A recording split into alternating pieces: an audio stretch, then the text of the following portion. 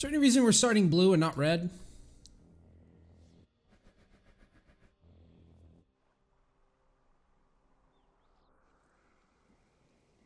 My initial thought is, I guess not. Well, Nocturne probably doesn't like AoE very much.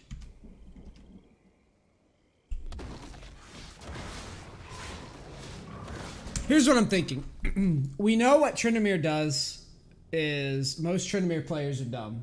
Alright? This is a pretty good rule or a good line of logic for future games.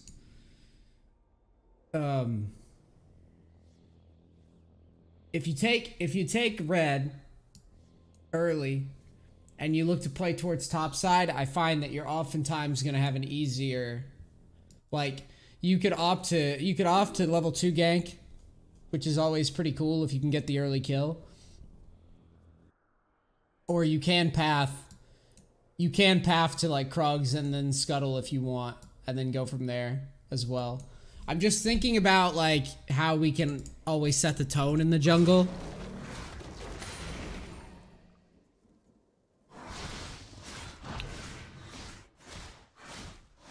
But our clear isn't exactly a gold mine either. But I want to see what you chose to do.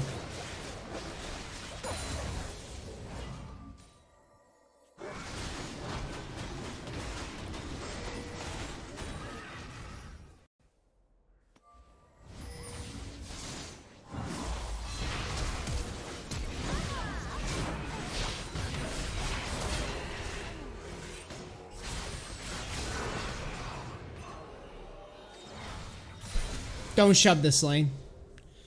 That's your first mistake. You just got 2 kills, right?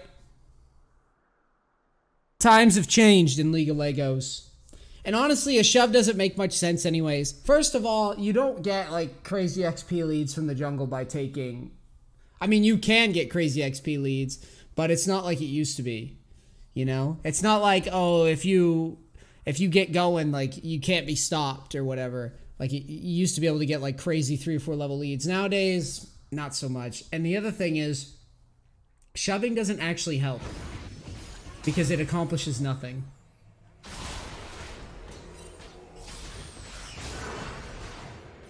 Here's what I see. I see the lane is pushing to Kassadin.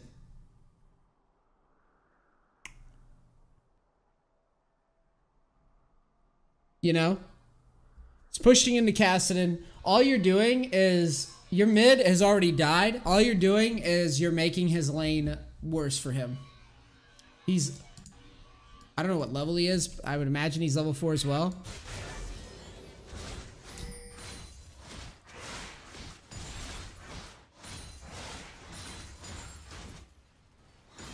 Here's what you just did. Yeah, you should just leave. You should just leave. If you're gonna do anything, I mean, I would just reset. This is actually really bad, okay? I don't want to, I do not want to gloss over this because it is actually, what you just did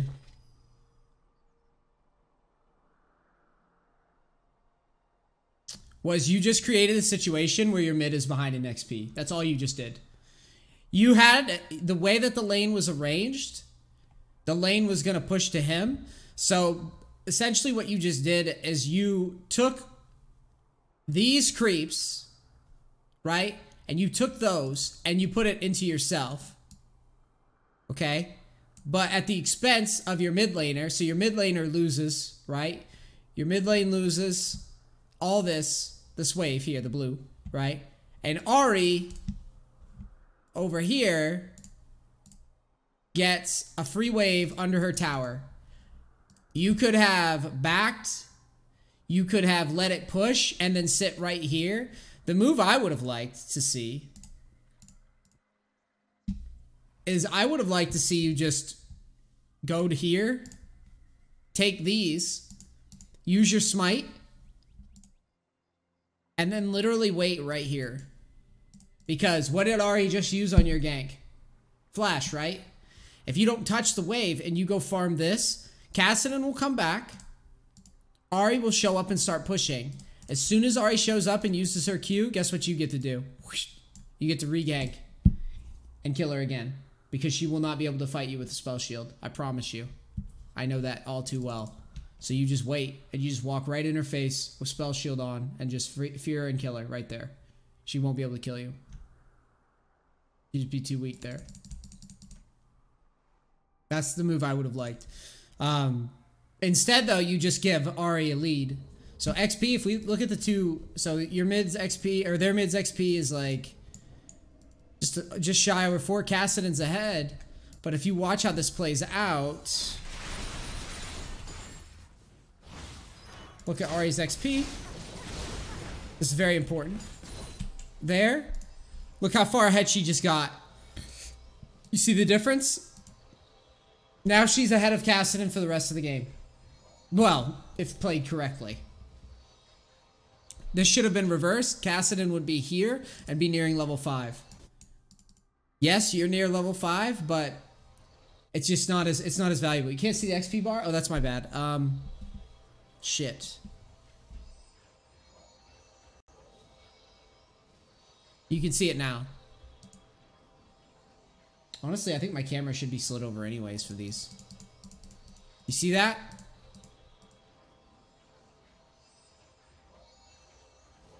That's what you just did. Kassadin's XP was about here. And then Ahri's was just under his. And so you basically took the lead that Kassadin had a slight lead, and you reversed it and gave Ahri a big XP lead. Now Ahri's gonna shit on this dude for the rest of the lane phase. Most likely. Just because what I do is I just assume that my teammates are just gonna lose based on small advantages and shit. Because they just don't know. They don't know how important those advantages are. When do you choose to hard push a lane or freeze it for your laner? Well, in that case, you don't want to push it because it's not going to get under tower fast enough. I'm getting spam call, aren't I? Health insurance from A+ rated insurers at prices that you and your family can afford. Our nationwide PPO plans. Suck a dick.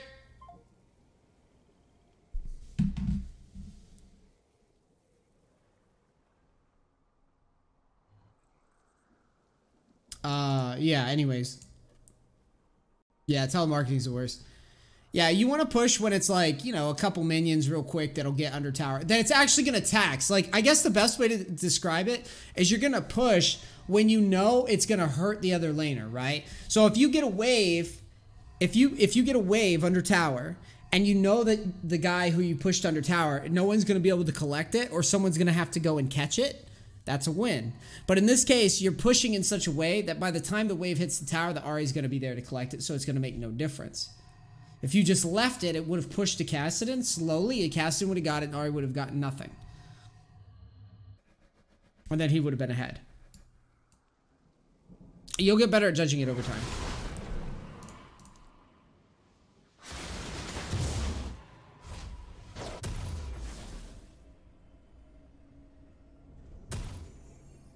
I would go to golems and down.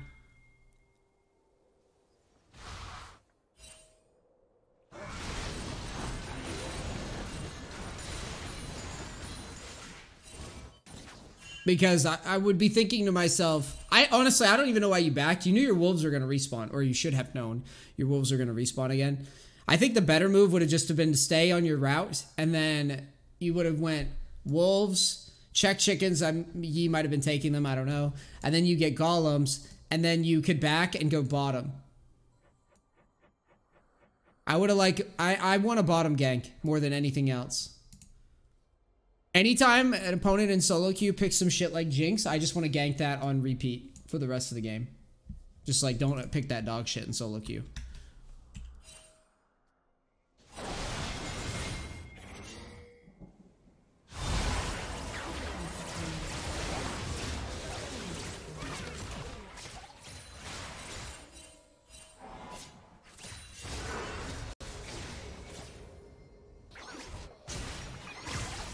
Did you even do anything there? Because I want level 6. I don't know why we're skipping blue.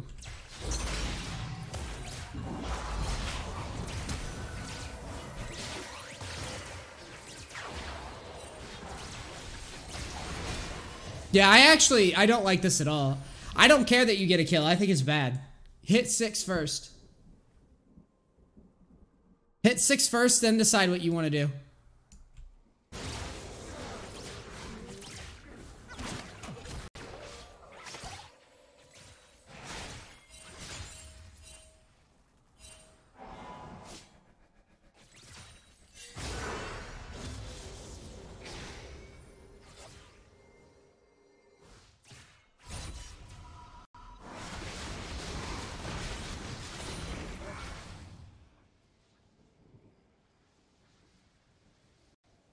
Yeah, I would have, I think the more I look at this, the more I think I would have just taken blue, gotten 6, and then just walked down and try to get a double kill.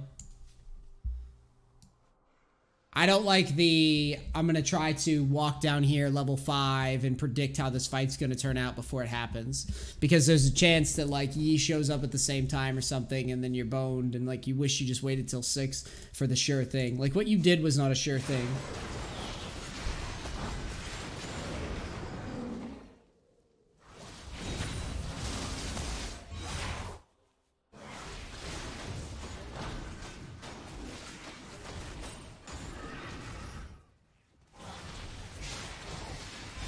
You need to path.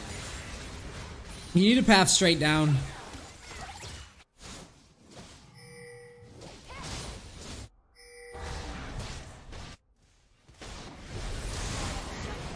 This is good.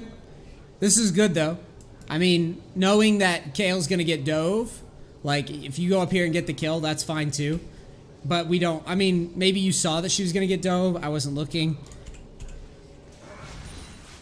But I just feel like, no matter what you do top, it's Tryndamere top in solo queue. Like, the guy's going to be annoying. You know what I mean? I'd rather try to snowball bot lane or get bot lane rolling in any way that I can. You don't really have shit for a team, though. So it's kind of a moot point. You know what I mean? Like, all lanes are losing. If I had to put stock in a lane, it'd probably be bot lane. I don't feel like I could gank Ahri.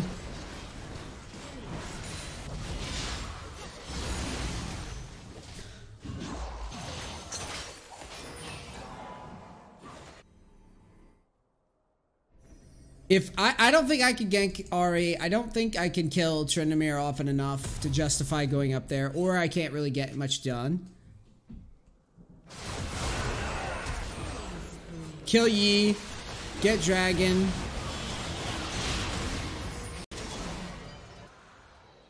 I think this is what you get for smiting the Yi.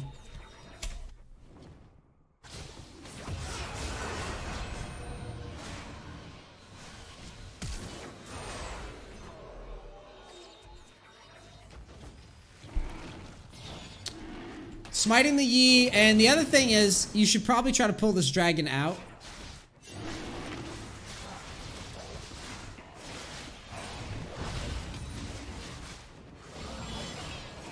No reason not to.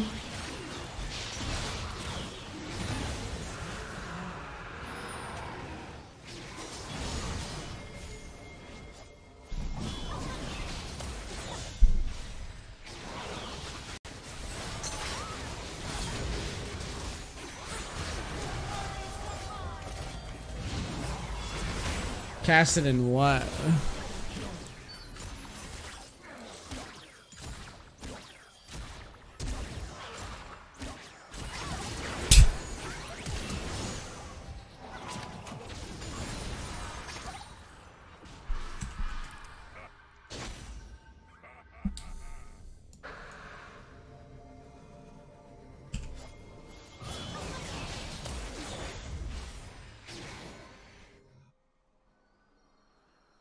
Personally, you should be ulting this Jinx right now.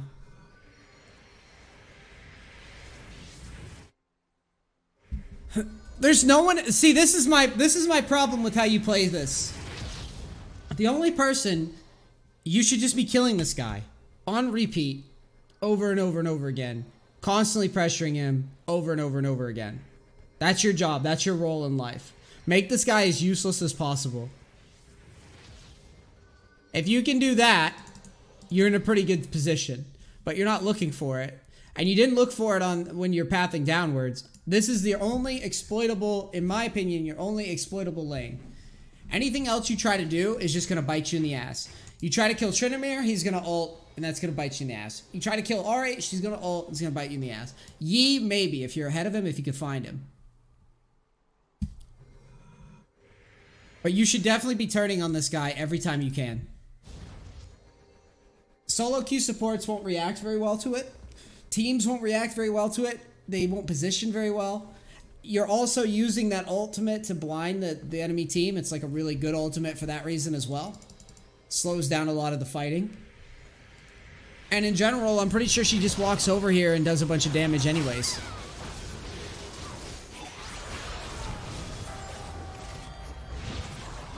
You're scared shitless of her in the first place.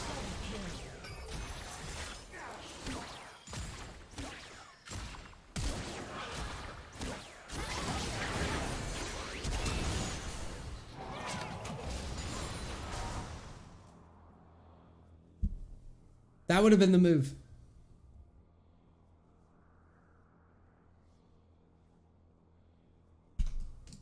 If you go for her, I'm pretty sure you win that 1v1. Assuming that Thresh doesn't react well. And even if he does react well, you can kind of kite that out a little bit. If it's not going your way. But it's better than what you did, for sure.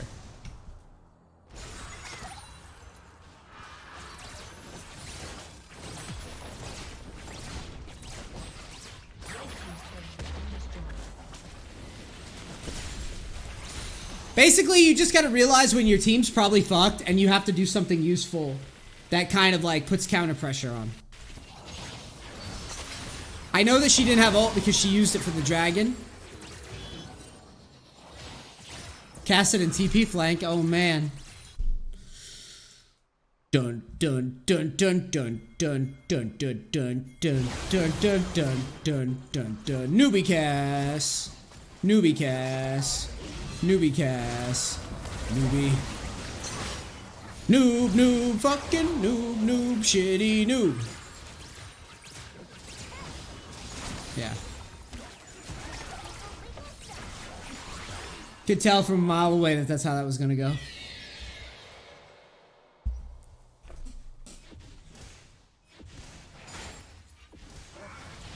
I could see it.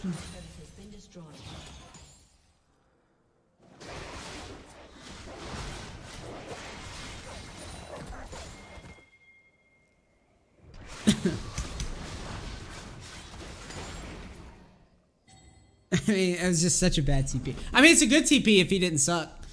And, like, he got his farm and didn't feed and shit. But...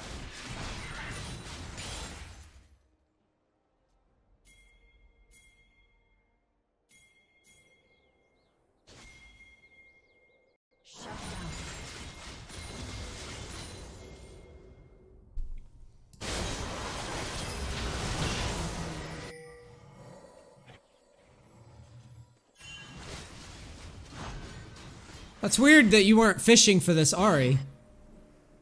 That's a mistake on your part. Why aren't you looking for her? Sit in this bush.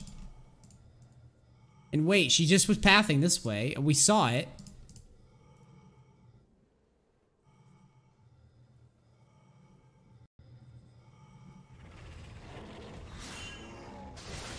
Oh, that makes me sad.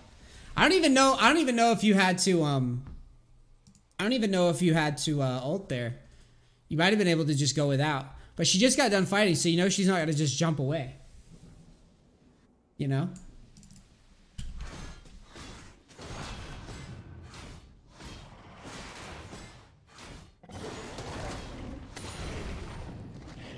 Anytime your team just gets done brawling, oh, you're probably gonna ult her now, huh?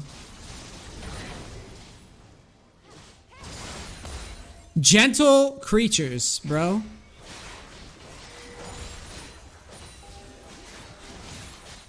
I don't like that you're not challenging. Your team sucks, you might as well go for shit. You know? You might as well. They're already failing. I always just say if my team's doing badly and I'm carrying, I just start trying to find fights and get huge. You know?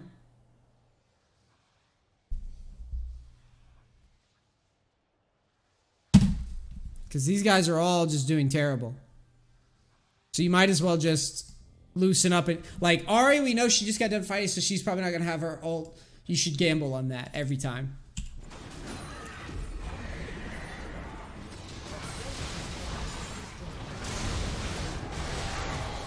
You do kill Tryndamere. It's weird that you went for Tryndamere and not the Ahri. It's very strange to me.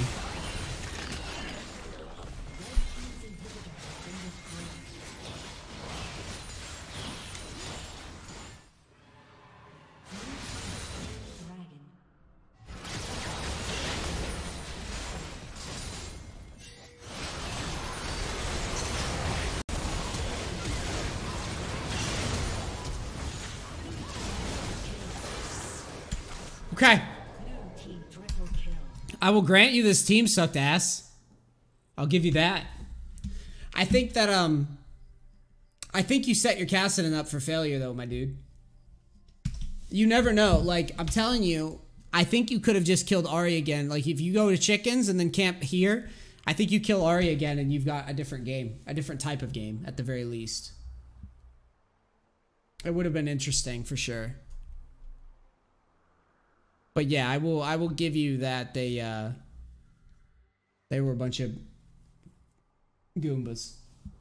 But here's the good news. There's stuff you can focus on. You can think more about how your shoving impacts lanes. You just watch back through the replay to see that, like what I talked about.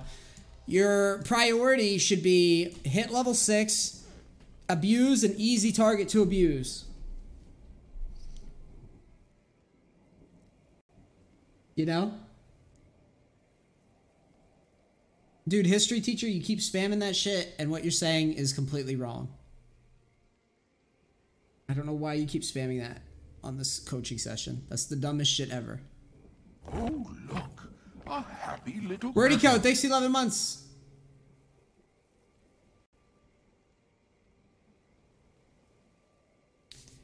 If you're 80% to level 6, and it's one buff, one camp from level 6,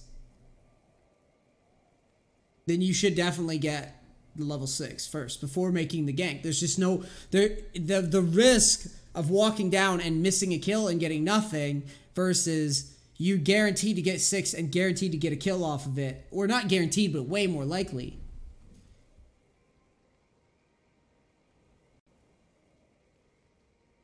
But, yeah, I would prioritize getting the 6, and then I'd prioritize abusing lanes. Like, for example, if I play Gangplank top, and it's Jace and Rek'Sai top, like, or Jace top and Rek'Sai jungle, like, good players will see that I pick Gangplank, and they will abuse the shit out of me, and, like, constantly try to dive me and fuck with me and just annoy the hell out of me and make me want to hang myself. Because they know that if they do that, they shut down the top laner and they get fed. You should have been thinking that with Jinx. You know if you go for Jinx, that A, the Jinx has to be very good to know how to kite that, and B, the support that she's playing with also has to be pretty good to help at all because you make the map dark. So you should have been using to exploit that all the time. Ahri's an option if you know that our R's down. And then Tryndamere I would shy away from unless I absolutely have to deal with him. Or I know that I can beat him. Because you just don't want to get outplayed. You know what I mean? You don't want to waste your ult or try to chase him and he just gets away. Because that's bad. You feel me?